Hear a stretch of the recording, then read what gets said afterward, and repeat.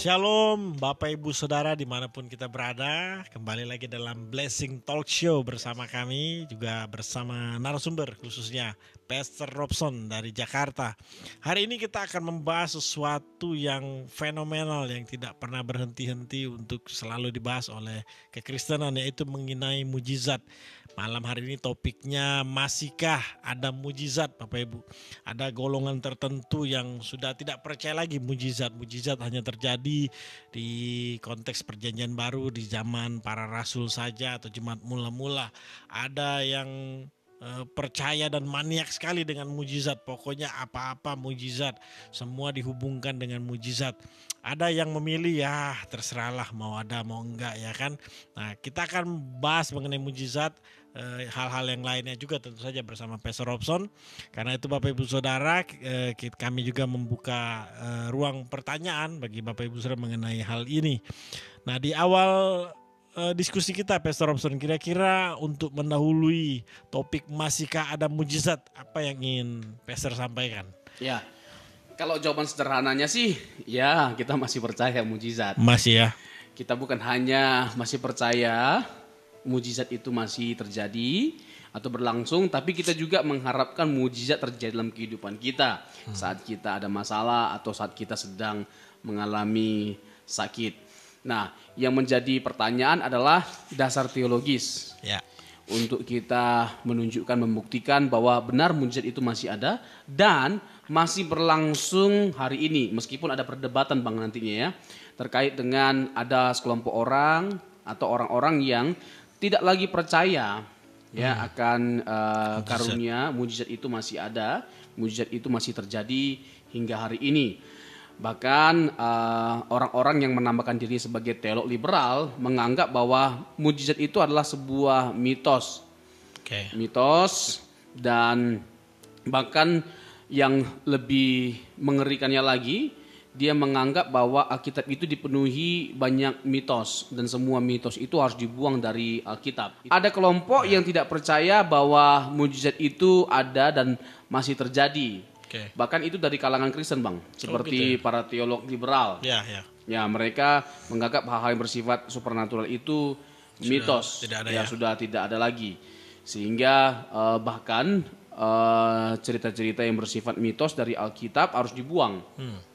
Nah, itu adalah sebuah kesedihan ya bagi kita justru kok sampai dari Kristen sendiri ya. Ya. Nah, kalau kita mau menjelaskan dasar teologis atau alasan mengapa kita percaya mujizat itu masih ada dan masih terjadi, ya sederhana sebenarnya Bang. Pertama, kita percaya bahwa Allah itu ada. Nah, Allah itu bukan hanya sekedar ada, tetapi Allah itu maha kuasa. Nah, karena Allah itu maha kuasa, maka hal yang sangatlah mudah bagi Allah untuk melakukan apapun, termasuk hal-hal yang bersifat spektakuler. Jangankan menyembuhkan orang sakit ya Bang ya, seperti mencelikkan mata orang buta, menyembuhkan orang yang lumpuh, orang tuli, bahkan membangkit orang mati. Alam semesta ini saja diciptakan oleh Allah. Dari ketiadaan loh, dari yang tidak ada menjadi ada. Itu adalah karya Allah yang maha kuasa. Jadi kalau kita percaya Allah itu ada dan maha kuasa, maka tidak ada keraguan sedikit pun bagi kita untuk percaya bahwa Tuhan mampu melakukan apapun, dan bukan hanya mampu melakukan apapun, tapi hingga hari ini Tuhan masih bekerja untuk menyertai dan melakukan mujizat dalam kehidupan kita Bang. Nah, sebelum kita bahas yang tadi baru saja Pastor sampaikan, saya ingin mengajak kita ini dulu Pastor, mendefinisikan mujizat secara sederhana itu seperti apa. Apakah mujizat itu harus perkara yang memang supernatural, yang memang sudah tidak masuk akal lagi, atau seperti apa?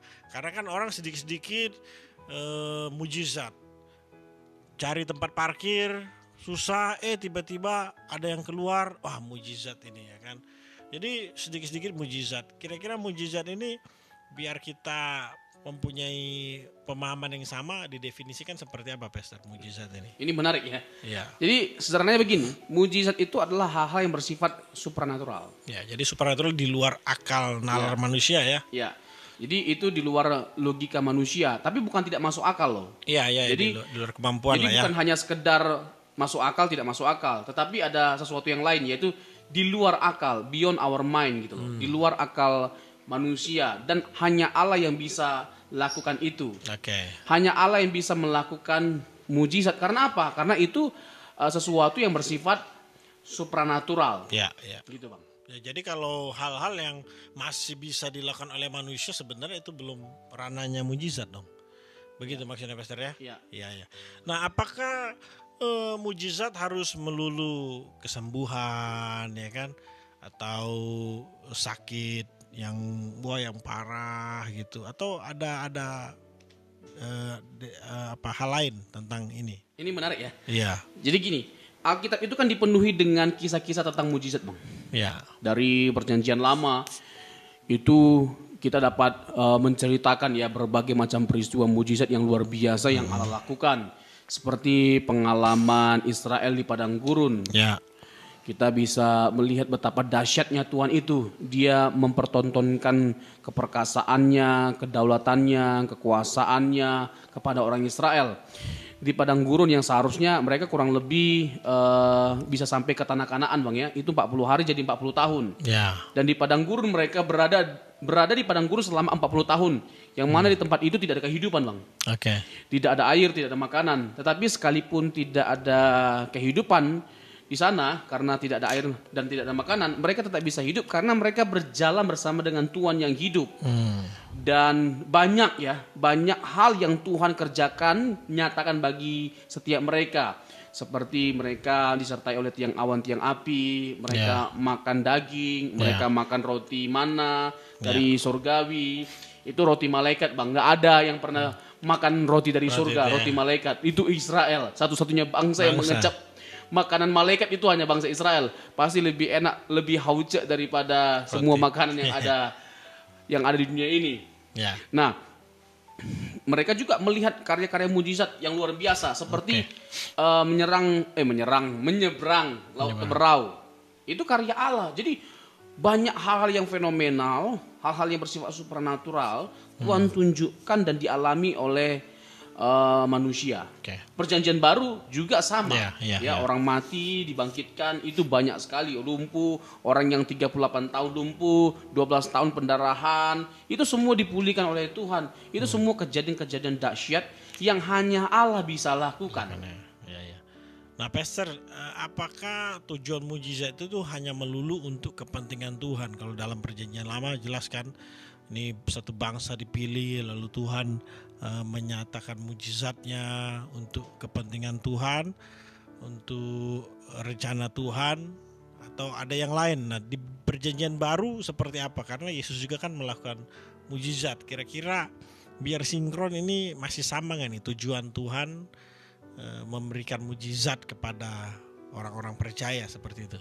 Sederhana sekali sebenarnya. Sebenarnya kan Tuhan menunjukkan dan menyatakan mujizat itu supaya kita bisa melihat, merasakan dan mengalami Tuhan itu. Melihat, merasakan, mengalami Tuhan dan pada akhirnya kita mempermuliakan nama Tuhan. Jadi ketika kita sudah disembuhkan oleh Tuhan dari sakit kita, ya belajar gitu loh untuk kita mempermuliakan nama Tuhan. Ketika Tuhan percayakan karunia mujizat dalam pelayanan kita, belajar untuk kita mengakui bahwa itu karena Tuhan dan untuk Tuhan. Jadi semuanya untuk kemuliaan Tuhan. From His glory, dari kemuliaannya dan untuk kemuliaannya gitu. Nah, ini kan ada beberapa waktu lalu juga ada satu ini Pastor konten lah ya, yang tidak suka dengan beberapa pastor yang melakukan mujizat, lalu dijustifikasi. Pandangan pastor sendiri seperti apa? Karena memang di setiap generasi atau di beda waktu ada saja hamba-hamba Tuhan yang memang Tuhan pakai untuk melakukan mujizat. Tapi ada juga ini sesama hamba Tuhan yang tidak menyukai gitu ya. Lalu peranglah bikin konten untuk serang menyerang. Pendapat Pastor sendiri seperti ini bagaimana? Ya, kita harus memahami cara dan tujuan dari mujizat itu, Bang. Ya. Kita juga tidak boleh sembarangan atau sembrono. Tuhan bukan hanya sekedar memberikan karunia kepada setiap kita terkait dengan kesembuhan atau mujizat, tapi juga memberikan karunia hikmat. Karunia hikmat itu sangat penting sekali dan salah satu hal yang utama dalam kehidupan kita. Tujuannya adalah supaya apa? Supaya kita bisa mempertimbangkan, memutuskan, melakukan sesuatu atau segala sesuatu dengan tepat, dengan benar. Ya. Termasuk dalam hal menerapkan pelayanan mujizat, pelayanan kesembuhan, pelayanan kelepasan, dan lain sebagainya macamnya. Jadi ya hanya sekedar saran ini Bang ya. Ya. Sekedar saran bahwa kita perlu ya hamba-hamba Tuhan yang diperlengkapi dengan karunia mujizat mempraktekkan ya menggunakan semua karunia itu dengan hikmat, dengan penuh hikmat gitu loh Bang. Jadi untuk kedua-duanya cobalah berhikmat begitu ya. Ya. Baik yang pro ya, yang juga kontra ini dua-dua berhikmat lah ya. Betul. Gitu. Ini menarik Bang. Jadi bukan hanya sekedar yang punya karunia kesembuhan atau mujizat yang berhikmat, tapi yang dalam tanda petik yang menyerangnya, yang mengkritisinya.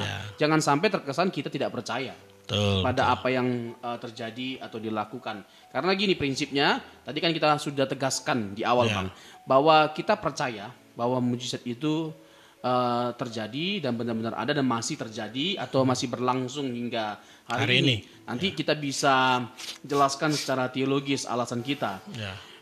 Ada perdebatan teologis sih Bang di 1 Korintus pasal yang ke-13 itu Bang. 1 Korintus pasal yang ke-13 ada yang meyakini bahwa mujizat itu sudah nggak ada lagi atau bahasa roh itu sudah nggak ada lagi. 1 Korintus pasal yang ke-13 di ayat yang ke-9 itu Bang.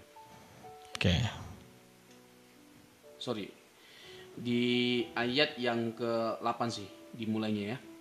Kasih tidak berkesudahan, nubuat akan berakhir, bahasa roh akan berhenti, pengetahuan akan lenyap, ayat 9. Sebab pengetahuan kita tidak lengkap dan nubuat kita tidak sempurna. Tetapi jika yang sempurna tiba, maka yang tidak sempurna itu akan lenyap. Apa yang tidak sempurna itu?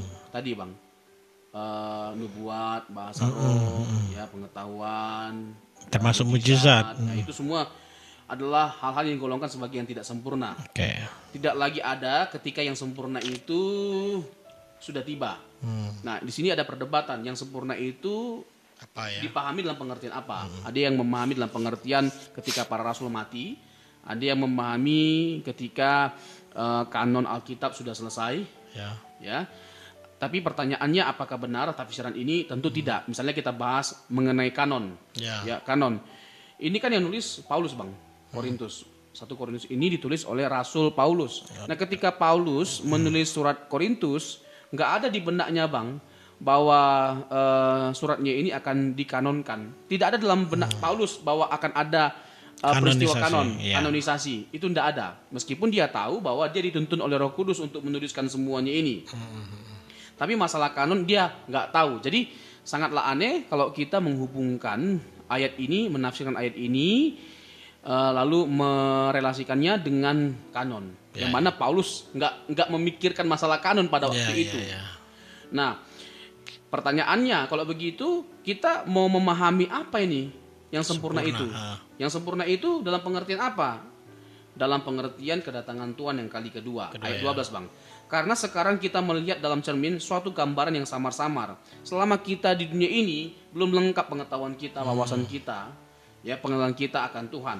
Tetapi nanti kita akan melihat muka dengan muka. Sekarang aku hanya mengenal dengan tidak sempurna, tetapi nanti aku akan mengenal dengan sempurna seperti aku sendiri dikenal, muka dengan muka. Kapan itu? Atau berbicara tentang apa ini? Kedatangan Tuhan kali kedua. Jadi sebelum Tuhan Yesus datang kali kedua, semuanya itu masih ada. Karunia berbicara tentang hikmat, pengetahuan, karunia berbahasa roh, karunia mujizat. Itu masih berlangsung sampai hari ini. Sampai pada titik nanti Tuhan datang kali kedua. Baru semuanya itu tidak lagi dibutuhkan.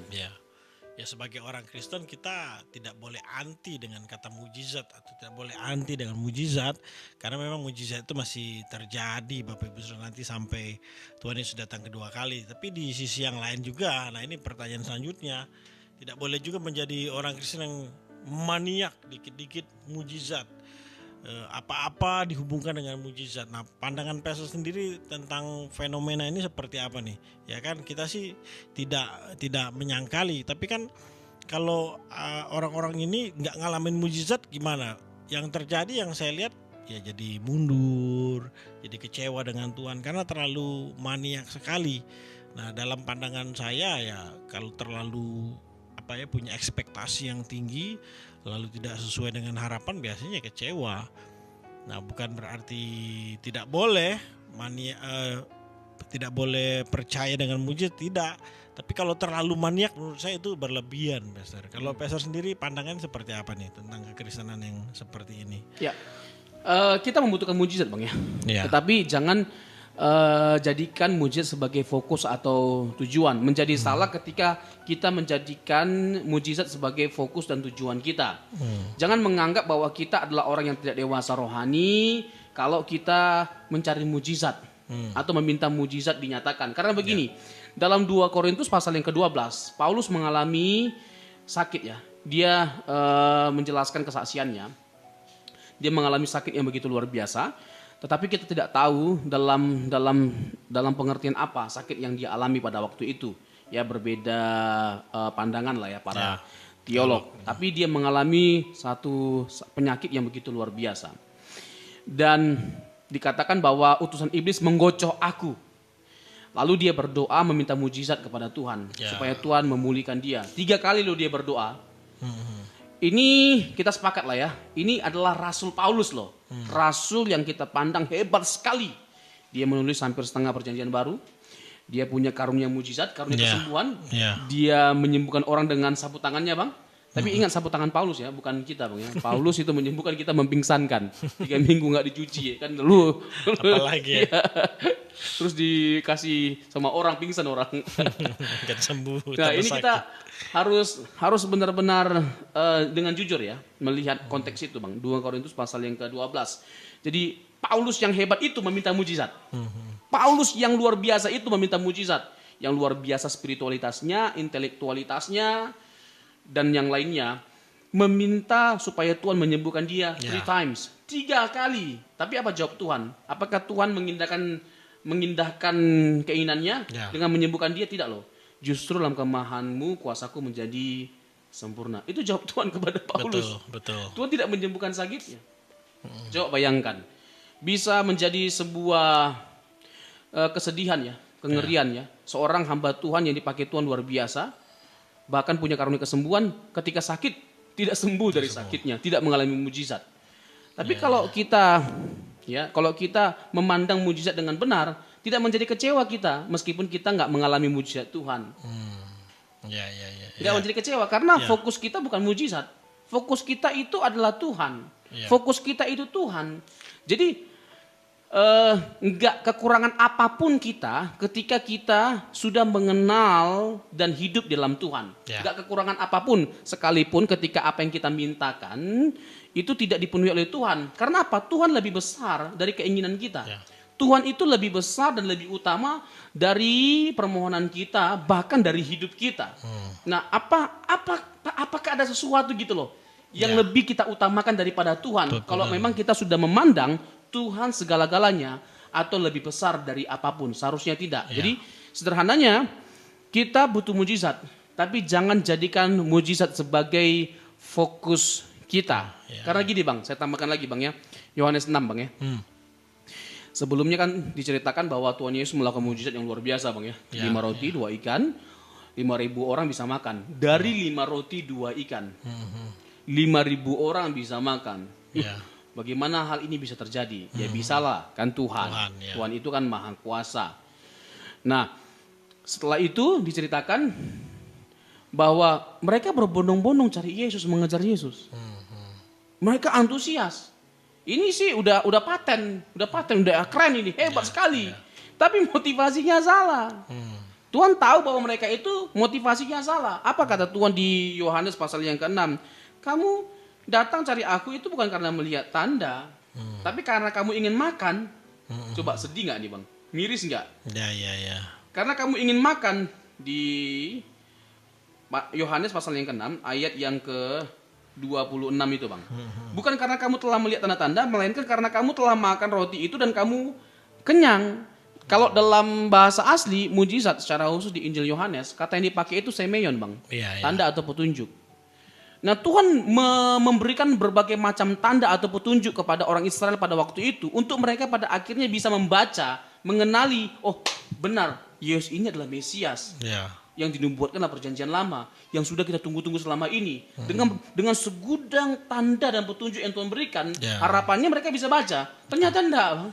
Jadi mereka berkutat di situ bang, mujizat, pengen lagi tuh makan, pengen lagi ya mendapatkan sesuatu yang spektakuler, sesuatu yang luar biasa dari Yesus. Padahal yang kita butuhkan apa sebenarnya? Yesus itu yang adalah tujuan kita. Dia adalah tujuan kita. Tuhan memberikan mujizat supaya kita membaca atau sampai kepada Dia sang pemberi mujizat. Jadi kita butuh berkatnya. Betul, tapi kita lebih membutuhkan sang pemberi berkat. Ya, betul. Ya selain itu dalam pandangan saya seperti ini Pastor, kalau mujizat itu memang perkara supranatural, di saat seseorang belum mengalami mujizat dan dia tetap sabar, padahal dia tadinya orangnya yang nggak sabaran, orangnya gampang kecewa, ya gampang meninggalkan Tuhan, tapi dia bisa bertekun sekalipun tidak mengalami mujizat. Ini kan perkara supernatural, bukan kemampuan diri dia. Ya itu pun sebenarnya sudah ngalamin mujizat, tapi mujizat dalam pembentukan karakter mungkin seperti itu ya, yang tadinya sulit berubah karakternya, biasanya kalau nggak ditolong Tuhan bagaimana begitu, tapi dia bisa diubahkan, itu juga mujizat ya dalam pandangan saya seperti itu Pastor. Ya, mujizatnya karena itu pekerjaan Roh Kudus. Iya, itu juga pekerjaan Roh Kudus. Ya kan, mengubah orang. Gak ada yang bisa mengubahkan kita, gak ada yang bisa melahirbarukan kita selain Roh Kudus. Itu dia kan. Itu kan pengalaman percakapan ya antara Tuhan Yesus dengan Nikodemus, bahwa Nikodemus itu harus dilahirbarukan sehingga dia bisa masuk dalam kerajaan Allah. Iya. Nah, yang bisa melahirbarukan kita siapa? Roh Kudus. Hanya Roh Kudus. Roh Allah. Iya. Gitu. Itu mujizat itu. Iya, mujizat itu. Dan itu yang lebih utama. Ya, jadi kita mungkin tidak mengalami kesembuhan dari sakit kita. Betul. Tetapi sakit kita itu bisa membawa kita untuk bertobat atau kembali kepada Tuhan atau lebih sungguh-sungguh mengasihi Tuhan. Iya. Kita belajar ya dari peristiwa yang dialami oleh Ayub bang. Iya. Dia mengalami satu kengerian atau penderitaan yang begitu luar biasa. Sangat luar biasa. Masalah atau pencobaan yang dialami itu sangat luar biasa. Bahkan sampai ada orang yang mengatakan bahwa itu hanyalah kisah dongeng. Gak ada manusia yang semenderita itu. Karena saking parahnya pengalaman penderitaan yang dia alami. Tetapi itu benar-benar kisah nyata dan benar-benar terjadi. Dan kita langsung singkatnya saja. Apa yang akhirnya dialami oleh Ayub? Dia menang. Dia berhasil menaklukkan masalah itu atau penderitaan itu. Dan apa yang paling disyukuri oleh Ayub? Ini yang paling menarik. Yang paling disyukuri oleh Ayub adalah dengan dia mengalami masalah itu, akhirnya dia dekat dengan Tuhan. Dulu aku mendengar engkau dari apa kata orang, tapi hari ini mataku memandang engkau. Mataku memandang engkau.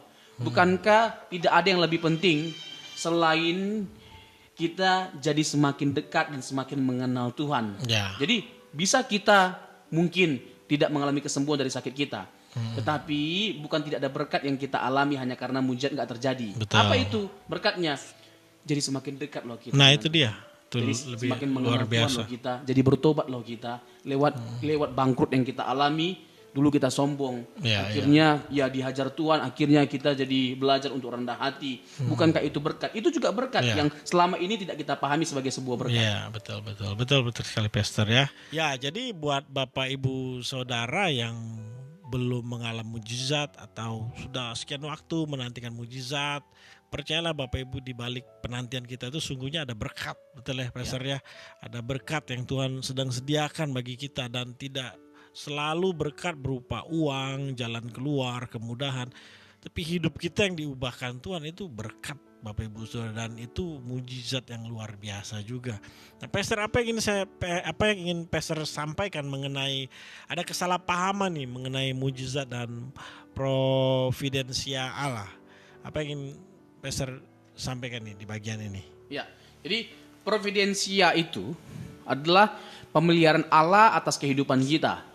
Itu terjadi setiap hari, setiap waktu. Tanpa pemeliharaan Allah kita nggak bisa hidup. Seperti ya nafas, ya lewat udara, ya oksigen, terus hujan dan lain sebagainya macamnya. Itu adalah bagian dari providensia Allah, pemeliharaan Allah yang disediakan oleh Allah setiap hari. Ya, kita bisa ada karena Tuhan topang kita, karena Tuhan pelihara kita. Tapi kalau mujizat yang tadi itu ya, mujizat itu adalah sesuatu yang di luar akal, di luar logika kita. Dan bersifat supranatural. Tidak selamanya, tidak selalu terjadi. Faktanya memang ya kita mungkin juga punya pengalaman ya, punya pengalaman yang benar-benar kita alami secara personal, bahwa kita meminta sesuatu kepada Tuhan, tapi apa yang kita minta itu tidak dipenuhi oleh Tuhan. Itu menunjukkan bahwa benar bahwa mujizat itu nggak terjadi setiap hari, nggak berlaku setiap hari, nggak berlangsung setiap hari. Tapi bukan berarti kita jadi tidak percaya mujizat atau jadi tidak mengasihi Tuhan hanya karena mujizat nggak Tuhan nyatakan, nggak Tuhan sediakan bagi setiap kita, atau apa yang kita minta Tuhan tidak jawab. Jangan jadi kita nggak percaya mujizat atau jadi nggak mengasihi Tuhan. Gitu loh. Jadi dari penjelasan Pastor juga sebenarnya yang terpenting itu penyertaan Tuhan, ya kan? Ya, penyertaan pemeliharaan Tuhan. Sekalipun belum mengalami mujizat atau sudah sekian waktu tidak ngalamin juga, ya sudah, yang penting Tuhan sertai, itu yang paling penting. Saya ingat Musa juga waktu di padang gurun ngomong kok, bukan bila tidak ada mujizat aku tak mau berjalan, ya kan? Kalau Tuhan tidak menyertai, baru dia tidak mau berjalan, Bapak Ibu. Kira-kira itu ya. Saya tambah dulu, Bang ya. Ya, silakan Pastor. Ya, jadi sekalipun tidak selalu ada mujizat, tapi selalu Tuhan menyertai kita. Nah, itu penting kan. Filipi 4 ayat 13. Segala perkara dapat kutanggung bersama Dia yang memberi kekuatan kepadaku. Paulus adalah seorang yang luar biasa dipakai Tuhan, tapi juga luar biasa mengalami pencobaan. Ya kan, Bang? Dia dipukuli, dia dipenjara, ya kan, dia dihajar, bahkan puncaknya dia dihukum pancung. Dia dibunuh di Roma. Ya, di masa pemerintahan Nero. Begitu kejam ya, dibantai rasul yang luar biasa ini. Jadi ya itu dia. Kita harus dengan dewasa memandang Allah dan memandang kehidupan ini supaya kita tidak dengan gampangnya kecewa ya ketika ada sesuatu yang kita minta sama Tuhan tidak terjadi. Yang penting itu tadi, Tuhan sertai kita dan Tuhan memberikan kekuatan bagi setiap kita. Tidak selalu tersedia mujizat dalam kehidupan kita, tapi selalu Tuhan menyertai dan memberikan kekuatan bagi setiap kita untuk kita melewati kehidupan kita, mengatasi setiap masalah dalam kehidupan kita. Mungkin saya tambahkan sedikit dengan pengalaman pribadi saya, Bang. Ya, silakan, Pastor.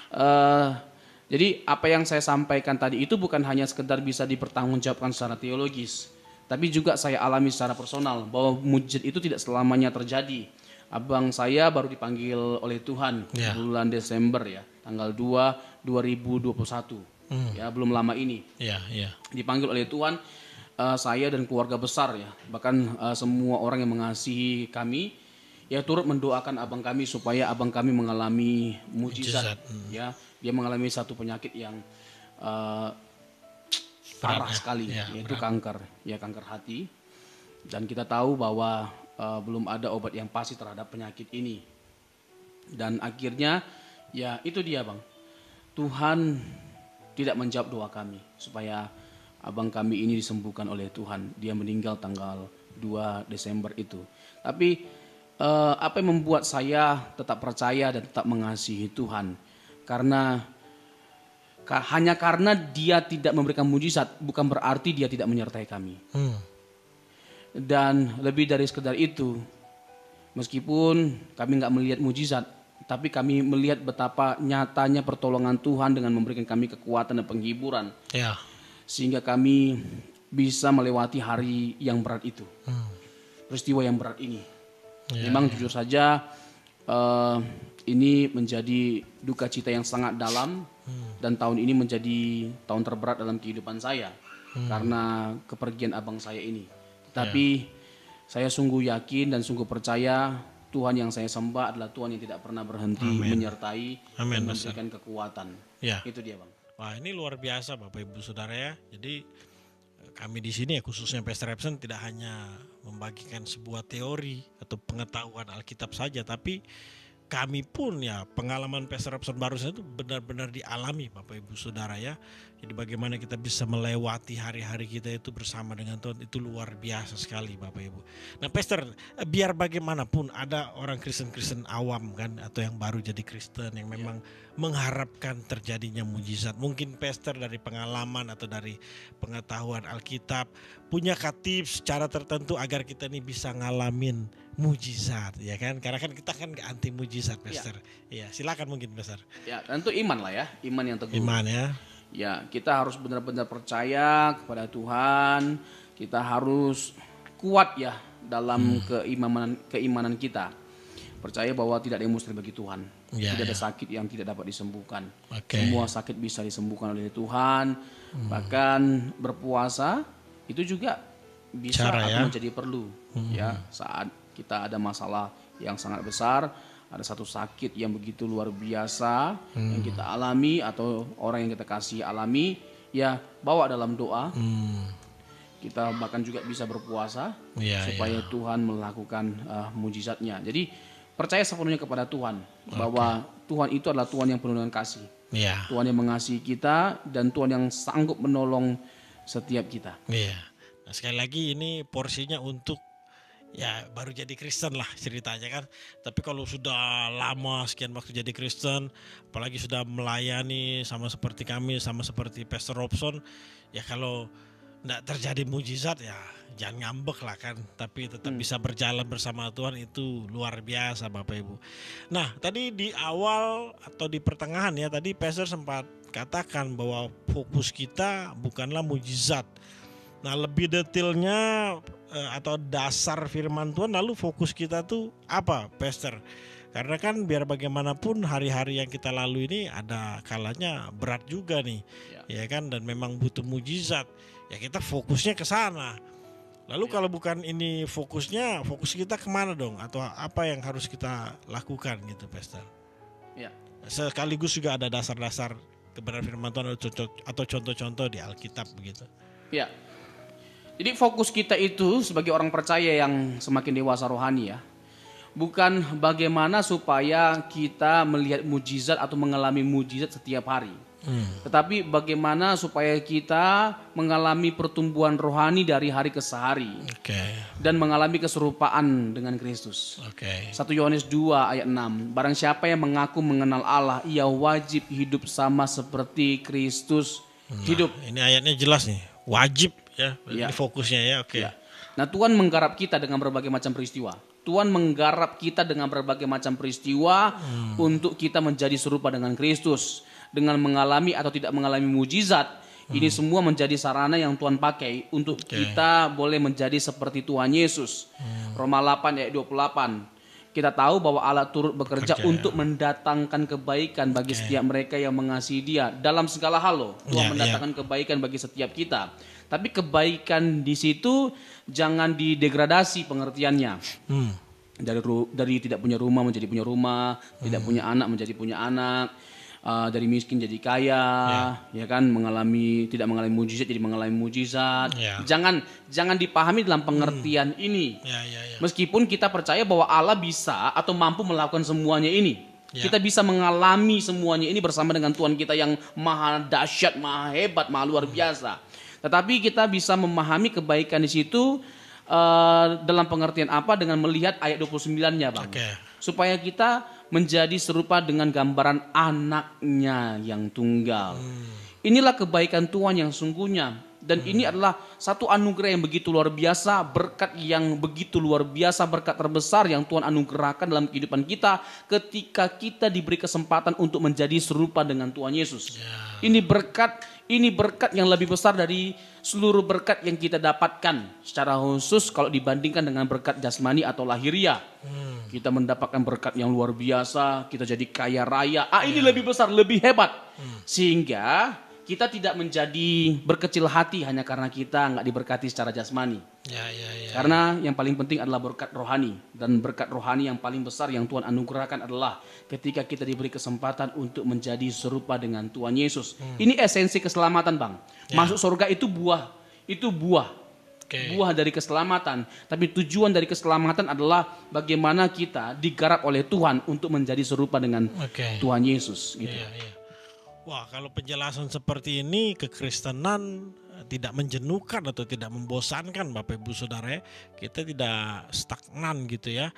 Tidak berhenti di satu titik, tapi progres Bapak Ibu. Karena fokusnya bukan kepada mujizat, tapi fokusnya kepada hidup yang dari hari ke hari diproses semakin serupa seperti Kristus, dan itu pastinya progres Bapak Ibu. Ini luar biasa sekali ya.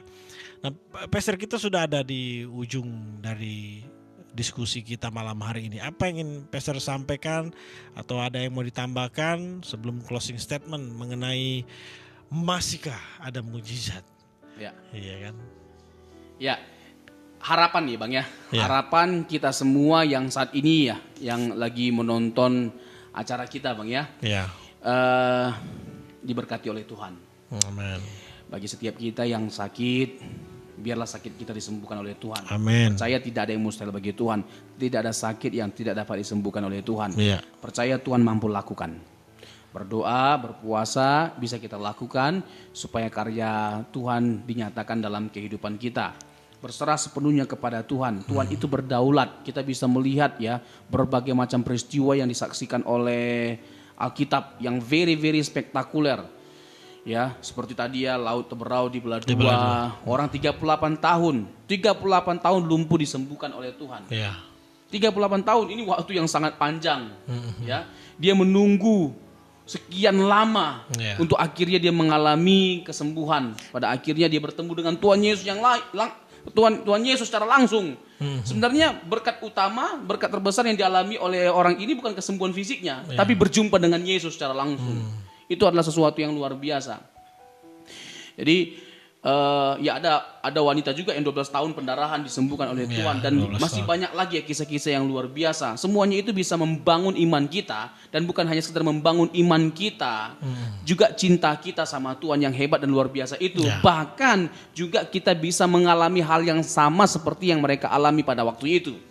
Tetapi sekiranya ini dia Bang ya, poin yang sangat penting. Sekiranya hal itu Tuhan tidak nyatakan, tidak terjadi, jangan jadi kurang kasih dan cinta kita sama Tuhan.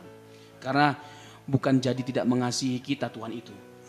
Tuhan bukan jadi tidak mengasihi kita hanya karena kita tidak mengalami mujizat. Karena kasihnya dengan sempurna telah dinyatakan 2000 tahun yang lalu melalui karya salib. Karya salibnya menjadi bukti bahwa dia sangat mengasihi kita dengan kasih yang sempurna. Mantap. Pandanglah bahwa harta terbesar dalam kehidupan kita adalah Yesus Kristus. Dia harta yang tidak ternilai.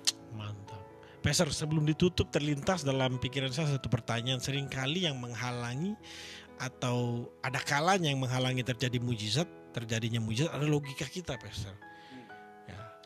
Kira-kira bagaimana untuk mengatasi ini, atau Pastor sendiri punya pengalaman tertentu? Kadang-kadang kan contohnya ada beberapa waktu lalu seorang pasangan muda yang tanya, kita berencana akan menyicil rumah, tapi setelah dihitung-hitung, ya kan, ada juga yang menginginkan sesuatu, berdoa, bergumul untuk sesuatu, tapi ketika berdoa terlintas di pikirannya, di logikanya, tapi, nah kira-kira ini bagaimana Pastor? Karena apakah ini boleh disebut penghalang terjadinya mujizat, atau memang Tuhan lagi kasih kita hikmat, atau seperti apa Pastor? Berpikir kritis menggunakan logika itu tidak salah. Tidak salah ya. Ya. Terus ragu itu bagian dari manusia lah ya, manusiawi. Contoh kalau kita merujuk kepada perjanjian lama, masuk ke kisahnya Abraham lah. Sangat mustahil untuk seorang wanita yang berumur 90 untuk bisa hamil, Bang. Punya anak. Itu kan mustahil kan? Betul. Ya logikanya ya. Wajarlah istrinya Abraham yaitu Sarah tertawa waktu Tuhan kasih tahu bahwa dia akan punya anak. Ya. Meskipun akhirnya dia gak ngaku bahwa dia tertawa. Ya, ya. Wajar karena 90 tahun, Bang. Mati pucuk udah. Iya. Tak mungkin, Bang. Taruh Manado Solembe itu. Ya enggak usah. Bukan hanya dulu, sekarang pun ya kan. Kalau ada wanita umur 90 tahun tiba-tiba bisa hamil, itu kan gempar, itu peristiwa gempar gitu. Tapi lagi-lagi ya, berpikir kritis tidak salah. Tapi jangan sampai pola pikir yang kritis, critical thinking, ya berpikir kritis, menghalangi kuasa Tuhan, menghalangi pribadi Tuhan yang Maha Kuasa untuk bekerja dalam kehidupan kita. Ingat, Tuhan itu menghargai logika, bahkan Dia memerintahkan kita untuk mengasihi Dia dengan akal budi loh. Kasihilah Tuhan Allahmu dengan segenap hatimu, jiwamu, kekuatanmu, dan akal budimu. Ya. Jadi Tuhan juga ingin supaya kita memaksimalkan akal budi kita untuk mengasihi Dia. Tapi jangan jadi sampai salah gitu loh. Pikiran kita harus takluk kepada Allah yang Maha Kuasa. Pikiran kita harus takluk pada otoritas Alkitab dengan segala yang disaksikannya.